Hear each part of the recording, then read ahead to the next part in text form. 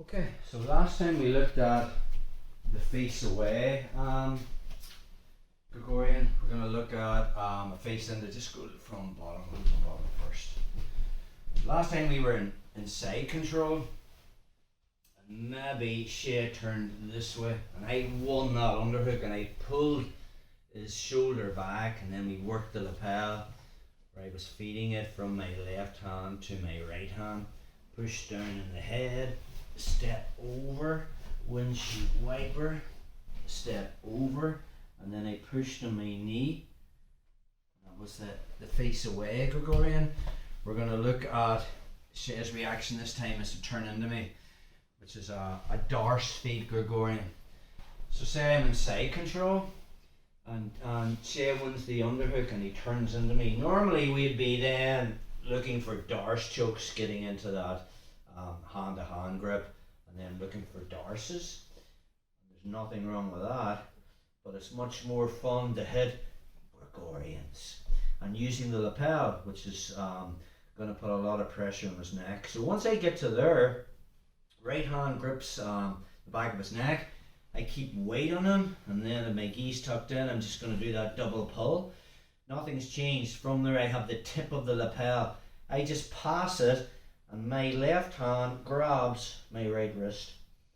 Then I turn my wrist up, make the grip, and now from this position I'm going to bring Shea's head into my belly. This is going to make it a lot easier for me to slide my left knee past his head. So I don't actually have to step over. Once I pull his head into my belly, I don't have to take a step over.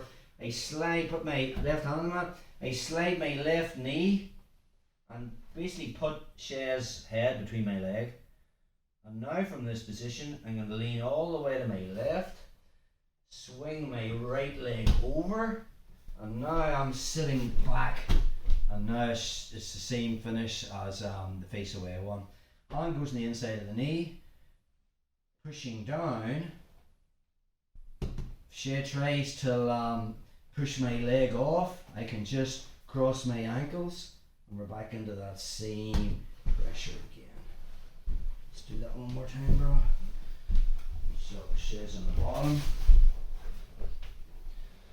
He wins the underhook, and I come up for a Darce. Okay, control the head, pressure, keeping on the side, pulling out my lapel, passing it from my left to my right, just that front headlock grip, turn my hand, get the feed, and now I pull his head towards me, pulling it into my belly, so there's space here. Now I just bring my left knee under his head, keep all the weight on my left hand, and then I physically throw my right leg over. Now I'm going to sit back, cross my ankles, and I'm going to push on my knee.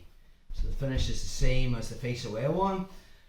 Sometimes you get people who are very good at the underhook escape, and the minute they win that underhook, they're coming to their knees anyway. So let's just look at that scenario. So Shea comes up, he wins that underhook, so we're still here. So from that position I can still feed my hand over. Once I get the grip, we're just back into our step over Gregorian. So again, I just pull him forward, step over his head, sit back in my butt, other leg comes over, only this time, because he's turtled, I'm going the other way and pushing on my knee as I straighten. So the finish is slightly different on that one. And again, the same thing could be going vice versa. I could be going for the step over Gregorian. Shea's turtled, we're here. I start to pull out, I come underneath, I get my grip switch. So I'm hand to hand, I'm there, pushing down in the head, I'm about to do the step over Gregorian. And then Shea decides to turn into me, so he drops onto his right side, and we end up there. Nothing's changed. I'm just switching from the step over Gregorian to the Darce feed one.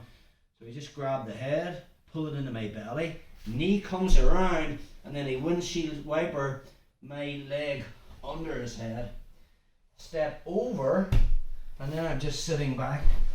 And now from there, if I can cross my ankles, if he starts to push, now I just push down. So that is our Darce feed Gregorian when the opponent turns into you and they're facing you.